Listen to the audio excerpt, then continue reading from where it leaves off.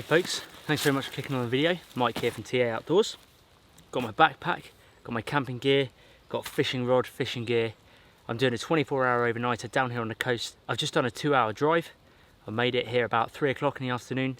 I'm in this dark, dense woodland, but I'm gonna head down to the coast, set the fishing rod up and go straight for some fishing. Because we're on low tide, it's right out now, so it gives me a really good chance to hopefully get maybe 1 or 2 fish. Once I've done a few hours of fishing, I'm gonna go out to one of the headlands, try and set up my tent in this wind, which is about 15 miles an hour at the moment. Doesn't seem like it in here, but it is out there. Hunker down for the night, hopefully have a good night's sleep, and then maybe do some foraging and things like that tomorrow. Without further ado, let's go fishing.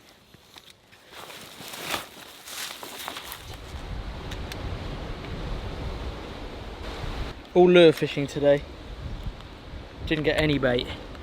Getting the GoPro hitched up, but hopefully we get some fish on camera. This is my 5-piece rod I have in a backpack.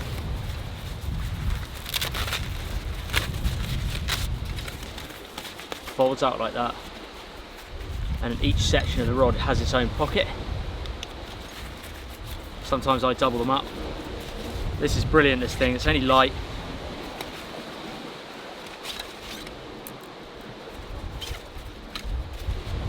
There we go. That's the pieces. I've shown this before. I've got the butt section there for the reel. Yeah, it's 10 to 30 grams it costs. A lot of our stuff is by grams, by the way, guys, because that's just a European way of doing it. We do ounces with our beach fishing, pounds and ounces, and our sea fishing, but our kind of light tackle fishing stuff and lure fishing is generally all grams over here. There we go. Nice, seriously light tip action rod. Gonna fill the bites really easy with that. And it should be able to take a big fish. I've had a few big fish on this before. 1,000 size. Perfect for this rod, and this sort of rod combo. I'm wearing my lucky TA Outdoors top, so hopefully we catch some fish.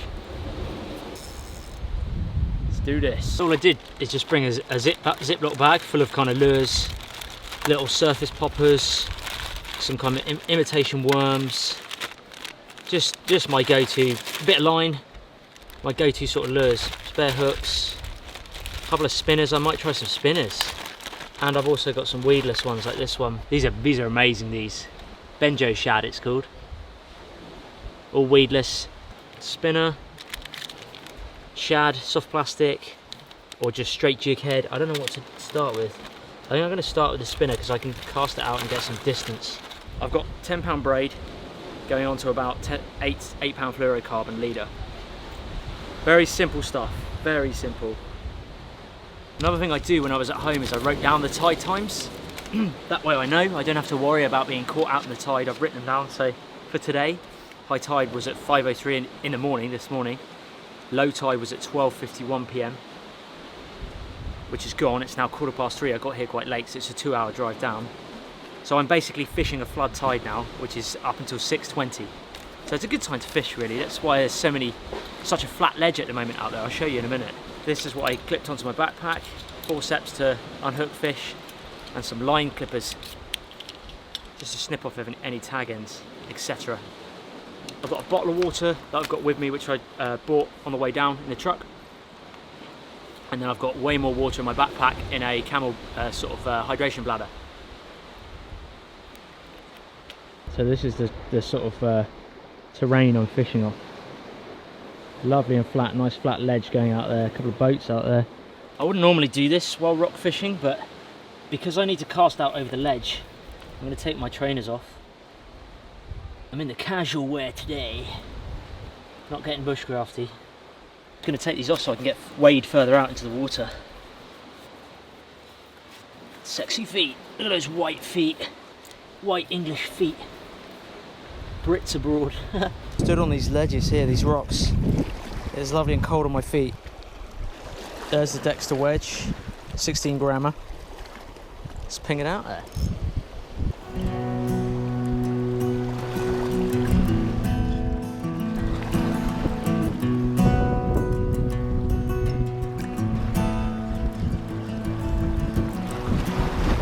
No luck on the Dexter wedge, the little jig. So I'm going to try a soft plastic. It is lovely out there though. It is so nice. Given that that's really bright, I'm not going to... I usually, when I go fishing like this in the sea, if I'm not catching on something that's either really bright or really dark, I'll just reverse it. So I'm going to go for something much darker, much more natural. I say natural to the weeds, and go for something like this. The benjo shad, which is an articulating jig head. It's all articulating in here. It's all weedless, so I can run my finger across there. When the fish bites, it pushes that barb of the hook out like that. You can see that, and then it hooks the fish, obviously. So I'm just going to tuck that hook point back in. I can run my finger over it. I know it's weedless. I can fish that through the weeds now.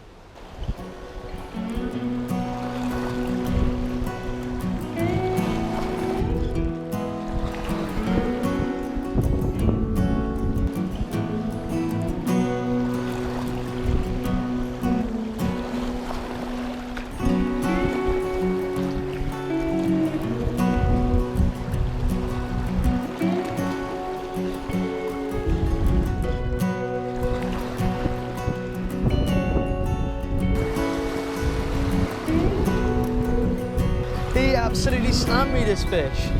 Oh yes! It's a better fish. For a wrasse, this is a better fish. That was on a much slower retrieve. Yeah, buddy. Get in. That is a beauty. Much better fish. That would be pan fried if I wasn't doing a catch and cook. Away you go, buddy. He's just sat there, look. They're munching on this lure. So I'm having a break. I've been fishing for an hour and a half now. It's coming up 4:45. Had 2 wrasse, 2 fish, which is not amazing going, but it's nice to be catching some fish rather than blanking. Having a little break, having a cereal bar, taking it in the shade because it's still pretty warm out. And then I'm gonna probably fish for another 40 minutes, maybe 45 minutes, and head back up the cliffs because I'm right down by the sea, obviously. So I got to get back up the cliffs for another hour walk, maybe a mile and a half to find a camp spot. I want to have a camp spot that's got a really good view. So we'll see.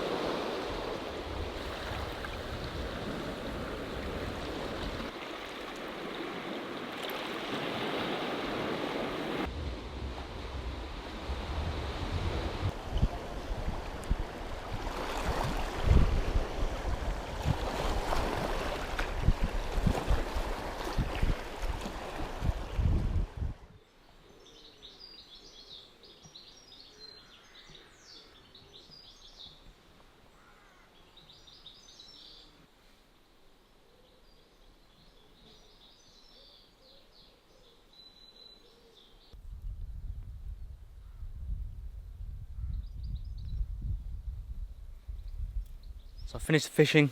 Sadly only 2 fish, but it doesn't matter. I enjoyed it nevertheless. Now I'm gonna head out onto the headland. I'm going out onto the headland, but the breeze is, that's why I'm filming now, because the breeze is getting up really strong now. Hopefully it should be alright to set up the tent. It's about 15 miles an hour, which isn't too bad, but it's just it's a fiddly thing to do, try to put up a tent in the wind with a walking pole, like a centre pole tent. But I think we'll be alright. It's gonna be, I might be in for a good sunset. It's now 7, wait for it, 7 o'clock exactly. So all is good for a nice sunset and one beer that I brought. But it's time to head out to the headland, set up the tent, well, find a place to set up the tent, and we just take it from there, guys, and see what happens. Look at that. It's windy,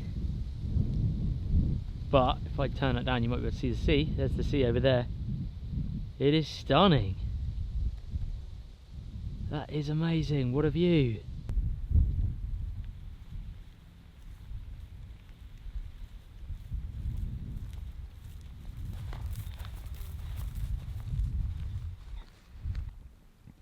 You guys see that kestrel? It's one of our bird of preys over here in the UK. Incredible bird of prey. The ability to hover on the spot, as you can see. They're only small, they're not huge, but just their ability to hover like that and use the updraft, I guess you call it, I don't know. And the wind's hitting it, it's coming here and hitting the cliff and pushing up, which is resulting in them using that to their advantage to just hover there. Look at this view.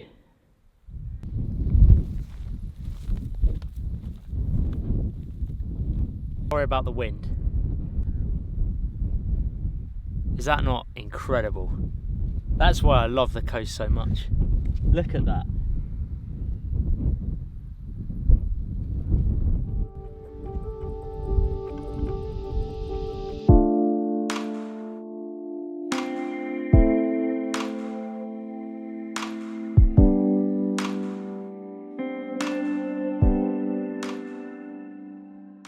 I ducked the camera down behind this bench, this stone bench, just to act as a wind deflector really. Good time to have a cup of tea, let's be honest. What I've done to try and save space is I've got my stainless steel cup, and underneath the lid I have some tea bags. I have my morning porridge, which I've just shaped around the gas bottle there, and that gas bottle is actually pinched in. You can see it's not going to come out because I've put some kitchen towel around it which stops the vibration in there. Otherwise you get this rattling noise like this whenever you're walking. It's really annoying. And then that kitchen towel can be used to clean things and wipe things. But also what that does is if you leave gas canisters inside these stainless steel things and it's damp, it will rust inside. As you might be able to see on the edge of this one here, there's a bit of rust, and that's my fault because I put it in when it was wet. I'd had a tea in here, then I put this back in afterwards, even though I'd wiped it out. There was still damp in there and it made it rust inside, so it's quite fun to try and clean that. So that's just a little thing that I've been doing. But for now I'm going to keep this in my pocket. My stove is the same one I've been using for years, which I've had, oh god, 5-6 years now maybe longer than that. It's a folding stove and it just all kind of comes out like this. Has its own little carry case and it's got 3 legs to it. And all you do is the stove itself is you just there's 3 holes dotted around a stove and you just hook these in like that. One. It's really easy to use actually, 2. And another one this side. I can't remember where I got this, guys, so I honestly don't remember. So that's the stove now ready to go. Get the gas on there. I like to turn them upside down and just twist them on that way, it's quicker. That's nice and tight, that's ready to go. I think the sparker has broken. It's got a sparker here, but I'm pretty sure it's broken, so I bought a lighter as backup. Now, let's not burn the grass here, let's be sensible. It's very dry.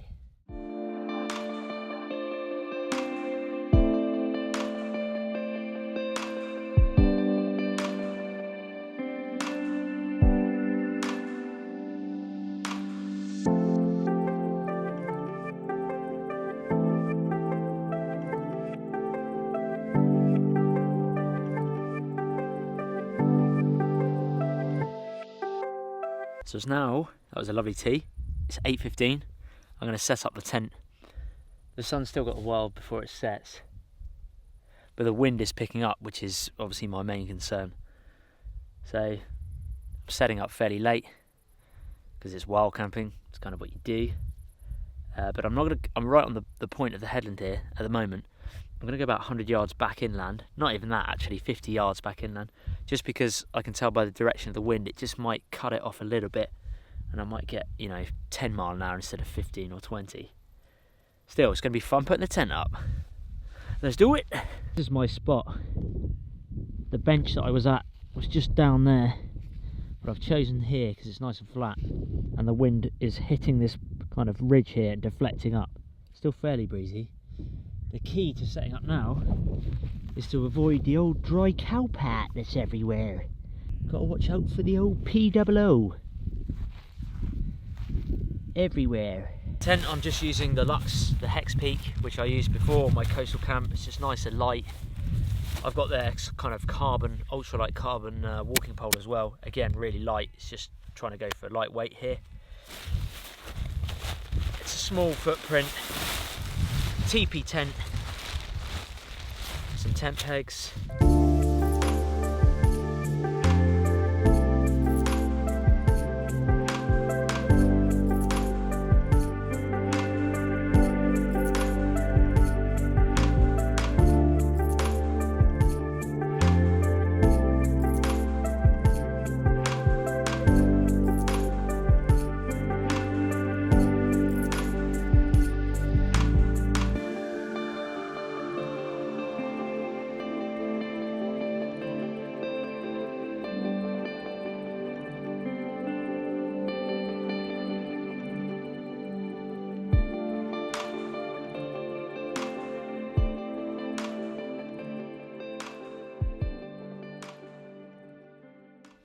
I'm trying to keep the microphone out the wind. I can't tell if it's hitting the wind and the microphone, so if it is, I apologise. We're now 9:15. The sunset was incredible. Got nice easy food tonight. Just a bag of Uncle Ben's. Tomato and basil. Oh, I thought I brought the Mexican. Damn it! I like Mexican spice, but it is what it is. So you've only got to boil a tiny bit of water. I've got my hydration bladder, which is actually inside of a dry sack, because if my hydration bladder burst or leaked, it would go straight into my bag. At least in this dry sack, it would just prevent, it won't completely prevent it, but it would just, you know, help towards reducing my bag getting completely soaked. It's just a little thing I've done over the years where I've just had problems with these bursts before. Not so much this one, this is quite a heavy duty one. So it's just got a dust cap there, bite valve, and then an on and off valve just here. So sorry if I'm shouting, it's because I think the wind's still on the microphone, but that's the on and off valve. So I only need a tiny bit going into the cup. Give it a squeeze. Oh, too many beers. Gas stove is coming outside. Didn't want to have it in the. Just gotta be wary of everything at the moment. Whew. That's it. So we've got a bit of rice, which I burnt bad down at the bottom. Food is food though. It's getting blasted out there. Blasted.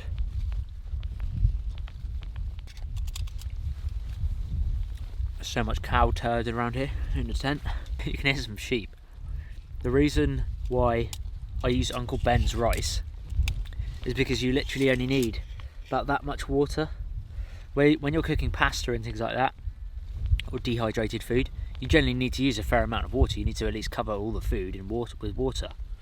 You don't have to with Uncle Ben's rice. I say Uncle Ben's, just this type of rice, this kind of ready cooked rice. And when you're doing a lot of hiking, longer distance trips, especially in the hot temperatures like I am today, we've had 30 degrees today. I've done a lot of walking that I've just not filmed to and from spots, but it's really hot. So obviously naturally I'm drinking loads of water, but by having a small amount of water used on my food and not normally a big amount where I'd normally boil with pasta and things, it just saves me water so that I can keep myself hydrated a bit more. Look at the wind. It's the second time I've put this up on video, The previous coastal camping video I did put this up, but again it was fairly windy there as well. Facing the Pasta Down with a piston head. Lager beer. Just the one, because I didn't want to overpack the bag. It's nice to have beer when the sun's set, chilling in the tent. Probably not practical because it dehydrates you in the long run, well, and short run. But if you want to chill, up to you. In a way, good to be out of the woods. Oh, spider. Not in a bad way, I love the woods, but there's so many bugs. I say that as a spider here. There's so many bugs in the woods right now. It's unbearable. Like, it's ridiculously unbearable. I've been bitten on my arm. You probably can't see it. It's all swollen out here. But yeah, loads of bugs about in the woods. It's nice to be out on the coast where it's windy, breezy. There's no mosquitoes. It's so much better. No ants. It's got to be time to get the old Yuko candle out.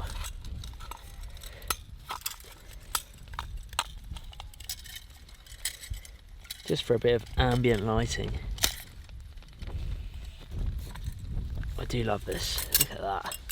Doesn't give off much light, but just the ambient. This is still going well actually, look.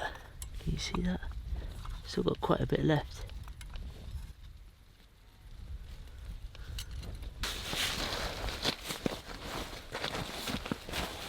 Oh, it's 11:15. And I've been reading this book, which you guys, a couple of subscribers told me about, called My Side of the Mountain, written ages ago, something like 1959 I think, or something like that, by Jean Craighead George.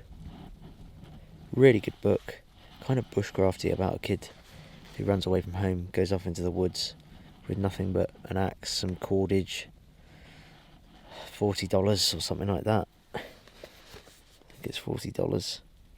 But it's really, really good. It's kind of like not a kid's book, but just an easy read. I'm smashing through it. So to the subscribers who mentioned this book to me, thank you. It's a good read and it's nice and small and compact. Wind's died down, that's for sure. It's definitely died down. So I'm going to get some sleep. And who knows what tomorrow will bring. Hopefully some sunshine, a bit less wind, and some more fish. Thanks for staying by if you're still watching, and I'll see you in the morning.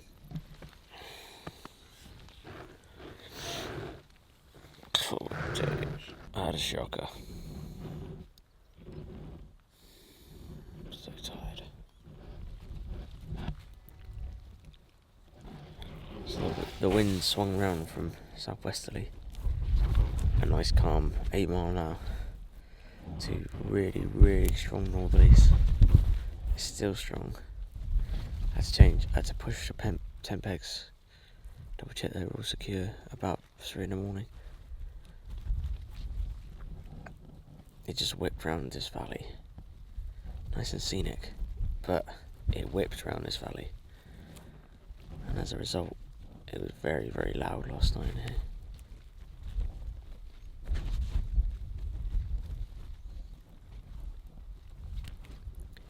Gonna pack the tent up, try and find a nice spot, potentially fishing spot, probably.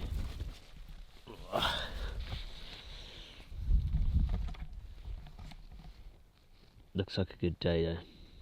You can tell the wind's changed because it's not blowing right into the tent. There's a tiny fishing boat out there.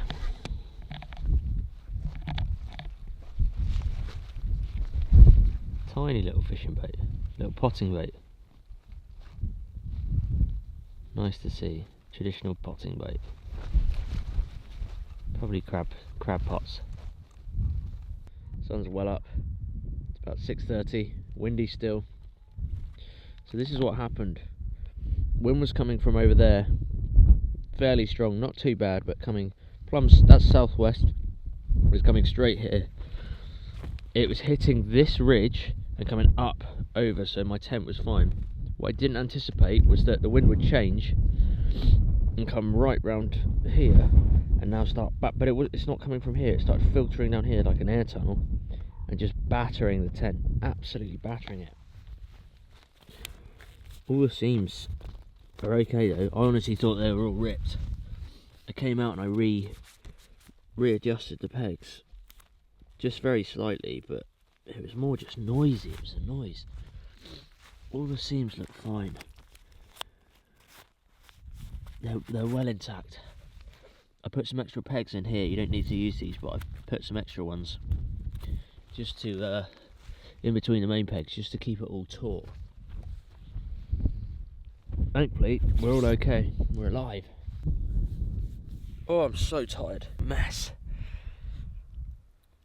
That was a rough night. That was a really rough night. Oh, I'm so tired. I think that's the most wind I've ever had in a tent. But when you wake up in a morning like this, it's soon forgotten.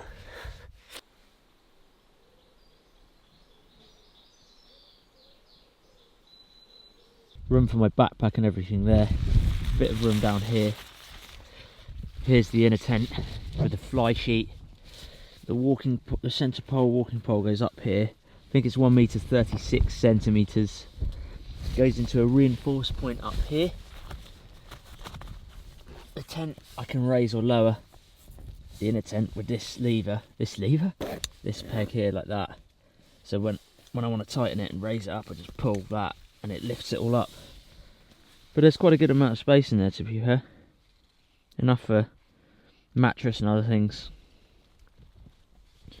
But I am going to lower this tent right down now, because I need to pack it up. So I lower it to about there usually.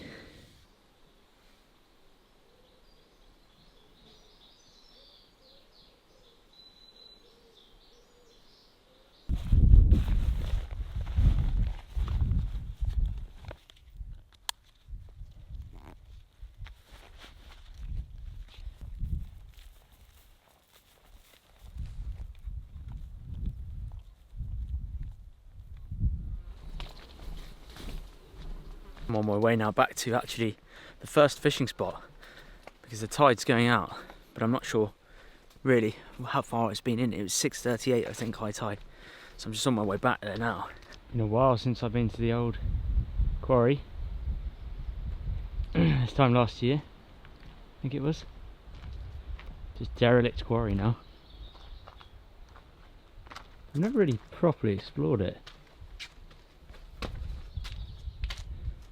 Looks like an old fireplace.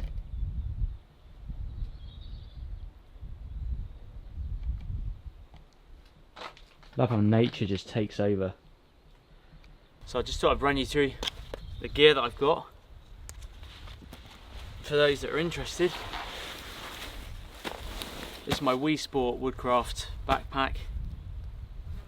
On the front I have fishing rod and walking pole. Obviously I could have my walking pole out to walk, but that's usually when I'm really tired to do that.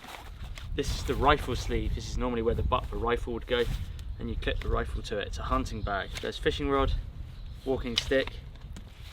Tent is on the bottom. I'm not going to take it off, but the tent's strapped to the bottom there. So this is all my gear that I bought. It's by no means a light backpacking trip. Got my backpack, my water bladder, my hydration bladder there. This is first aid, so first aid kit, wound clotting gauze, Israeli bandage, all for emergencies if I'm fishing on the rocks, especially on my own. A rag, the most underestimated camping item ever, just handy for so many things. Then I've got my camping items here, so sleeping mattress, sleeping pad, summer sleeping bag, travel pillow, toothbrush, etc., wash bag basically. Then this is my filming gear, not including the camera and tripod that I'm holding. GoPro mount, all my batteries, lenses, filters in here, night light for the camera at night, head torch, GoPro and batteries, my Light candle that I lit last night, and a power bank to be able to charge all these. And I got my cooking set up.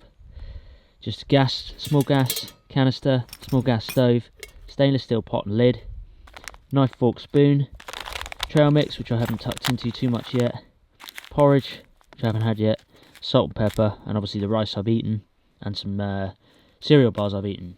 Then I've got my fishing gear, fishing rod, fishing reel, an assortment of lures, which I'll show you in a minute, and some weights, which adds to the backpack weight as well, but I need them to fish. Then I've obviously got my book that I was reading last night. So that's quite a lot of gear for 24 hours. There's a way I could have easily done a minimal gear trip, and that is not take my fishing gear at all. If I'm just camping, I could have eliminated all of that. Things out of this cooking setup, I'd probably need all that, to be honest, to eat. Out of this is an extra, the UK Gear candle lantern. I don't necessarily need that at all. The GoPro I didn't have to bring, it just means you wouldn't have got the first person view of when I was fishing, and if it rains it's handy to have that. So again, I could have eliminated, if I put in a pile what I could eliminate, it'd be that, the GoPro mount, that, so all of that fishing gear and stuff. I keep that, I need the camera light at night. Travel pillow, I could just use a hoodie if I wanted to, or another t-shirt, so that isn't a necessity. And then I prefer to have all that first aid as a necessity, if I'm honest. Hydration bladder, I like these because when you drink through them you can compress them down and they take up less room than a water bottle would. That's personally why I like them. And yeah, that's pretty much it. You know, I could have eliminated all of that gear there and gone with just this lot, which is much lighter, but that's just the way it is. So these are my fishing weights. It's actually a fly box, but these are my sea fishing jigs. So I've got a number of different sizes, all different weights, different sized hooks. Got smaller ones up here, your sort of 0.5 gram to 3 gram weights, down to sort of slightly heavier ones, different styles here. And then this focuses. Then on the other side I've got my larger jig heads. So these are kind of upwards 10 grams, 15 grams, 12 grams of weight. Bigger hooks, bigger jig head size, and some coloured ones as well. They're the Berkeley ones, these coloured ones, but they're quite expensive. Again, I've also got weedless hooks as well, which I brought with me. So that's a fair bit of extra weight on my backpack, to be honest. You know, all those leads like that, it's quite a bit of weight, but it's necessary if I want to come fishing here. Got the Dexter wedge jig there, which is for mackerel. I try and bring lures for each different type of species that I can catch. So that's for mackerel really, that, and pollock. This is for pollock, that could also catch bass. This is benjo shad, which I was catching on yesterday. That's for pollock and bass, but also, as you saw, wrasse. So soft plastic lure, hard lure, and then there's also another hard lure in here. If I can get it there. This is a plug, what I would call a plug. Just a crankbait sort of thing. Then I've got worm hooks. If I was bait fishing, I'd use these long shank hooks. Then in a bag, inside a bag, is these Marique Isomi worms. These are amino boosted, so they're scented soft plastic lures. Again, good for wrasse fishing. Pretty gunky when you use them though, but I've got them. Some large soft plastic lures again as well, different darker colour. These ones would need a jig head, they're not weedless at the moment. I could rig them weedless. Then some smaller ones for smaller fish. And then some fishing line. So that's it. That's the sort of, you know, I've got way more fishing tackle at home obviously, but I try to be a bit minimal in what I'm catching, what I'm taking with me, sorry. So this is all not a necessity to bring. If I didn't go fishing, I wouldn't need to bring any of this. Now I'll show you how I pack everything. So water-wise, I've bought my hydration bladder here, which carries 2 litres, and then I had that small plastic bottle yesterday. I don't usually on a 24-hour overnighter, I don't need anything more than 2 litres really. 3 litres if it's really hot. But if you conserve the water well enough, I've always done okay on 2 litres. I do have a Sawyer Mini filter, but there's no need for me to bring it because I know what I can cope with in this area for 24 hours. If I was doing longer, I would bring my Sawyer Mini filter and try and find a small stream or river nearby. But yeah, this one's handy. It's handy having the valve as well, being able to shut it off so it doesn't leak everywhere. Also handy being able to drink whilst on the go, rather than having to get your water bottle out of your bag. Just a bit easier. I always put this in first. It's really hard to get in when your bag's full. Obviously now that I'm drinking through it, it's getting easier and easier to pack in. It usually just stays in here. So there is a little slot at the back of this backpack for a hydration bladder. However, there's no area for one to come out, which is a bit of a shame for the thing to come out. So I just leave it out for the moment and I tuck it. It does have some straps here, so I tuck it down this one there, and then actually I tuck it back up on itself so it doesn't drip and leak as I'm walking, kind of like that. So that just sits on my right hand shoulder. That's where I like it there. Then I usually go something big like a sleeping bag to open up the bag and give it some shape. So I wedge that in there. Nice. It's a bit hard to have a tent in there, but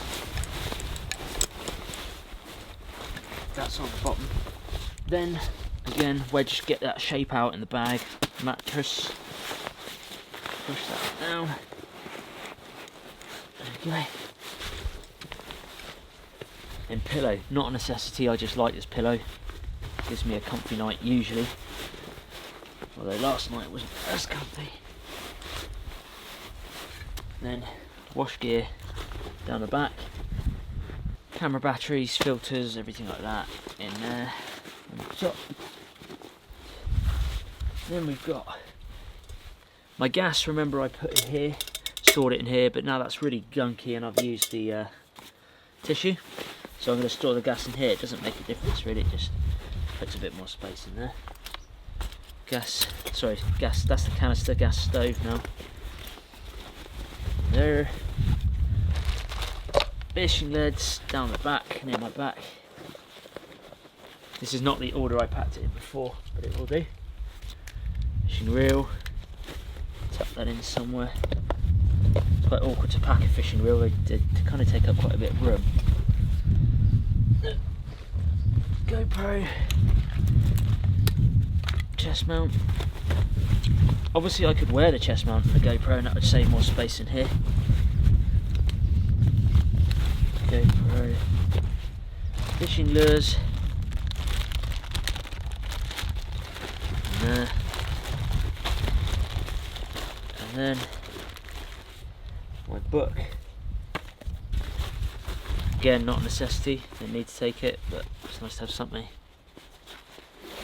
In this side pocket, sometimes it's good to actually fill the side pockets first because it can be quite tough to get things in. It's my cook stuff, knife, fork, canteen, set, salt and pepper. Again, not a necessity. Porridge. Just about zips up. This side, first aid, Israeli bandage, and rag. Tighten that down. Oh yeah, thanks to everyone who bought a TA patch, by the way. They sold out. I'm going to get some more in stock on taoutdoors.com. Keep an eye out. On the back here, there's a top lid. Got my cable which charges things. I have my power bank.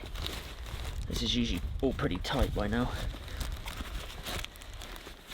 Then I have my camera light.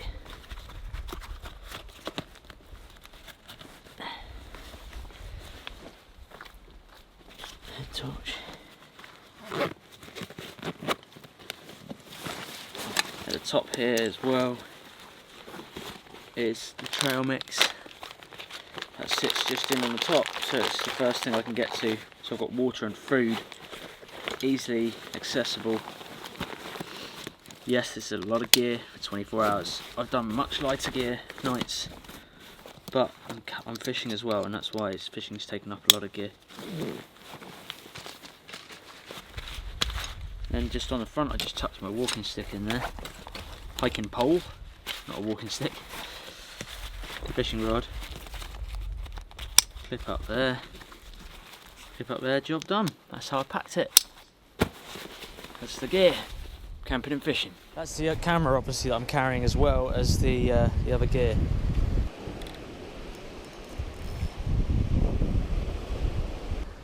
Naturally we're going to go for the same coloured lure as yesterday.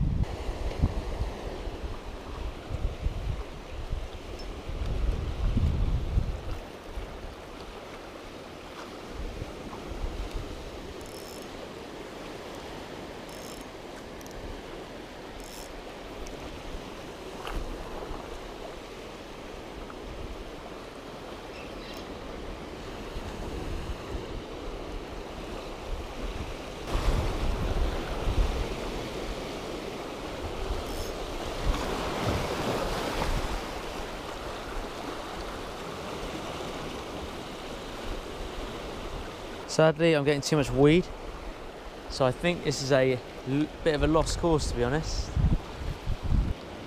Where the winds have been up overnight, it's just stirred up all this weed. It's just getting caught in the line all the time.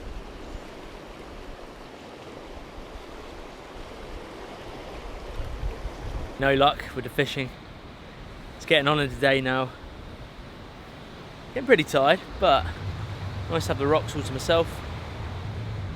It's been an awesome trip, really loved it so far. Gonna head back to the truck, eat some trail mix on the way, then probably head back home at some point. Just gotta climb some rocks now.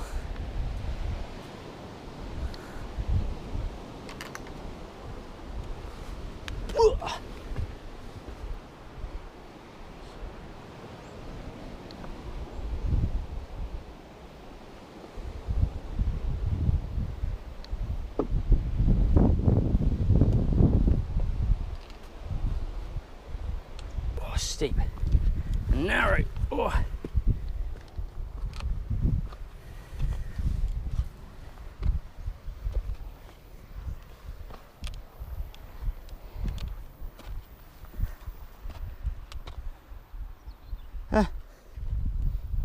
It's a wild carrot. That's a wild carrot plant. These are the seeds. Wild carrot seeds, you can eat these, they're really citrusy. They add a nice sort of flavouring to sea bass and things like that.